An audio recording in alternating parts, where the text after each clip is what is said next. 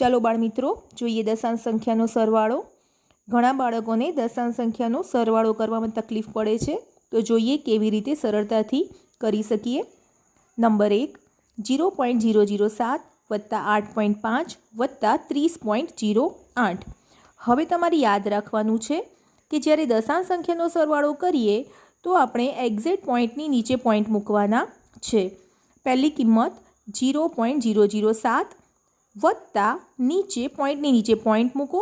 પોઈન્ટની આજુબાજુની જે સંખ્યાઓ છે એને તમારે કોઈ પણ ખસેડવાની છે નહીં, એમની એમ જ મૂકવાની। અને જે સ્થાન કિંમતો બાજુમાં ખાલી રહે છે, ધારો કે 8.5 એના પછી 0.007 ઉપર આપેલા છે, નીચે જગ્યા ખાલી રહે છે, તો ત્યાં તમારે 0 મૂકવાના છે। એ જ રીતે વત્તા 30.08 હવે બાજુમાં અહીંયા જગ્યા ખાલી છે, તો ત્યાં તમારે 0 મૂકી દેવાનું અને સરવાળો કરવાનો। જોઈએ એક્ઝામ્પલ નંબર 2। હવે 15 વત્તા 0.632 વત્તા 13.8 આપેલા છે।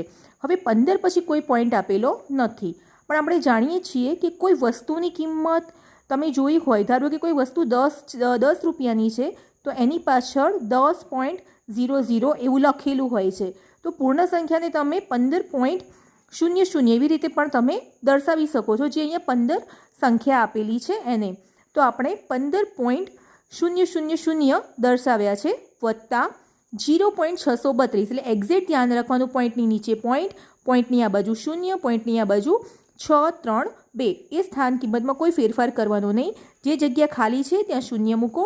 ત્યારબાદ વત્તા 13.8 જ આપેલા છે। હવે જે બાકીની જે સ્થાન કિંમત છે ત્યાં તમારે 0 મૂકી દેવાનો અને સરવાળો કરવાનો।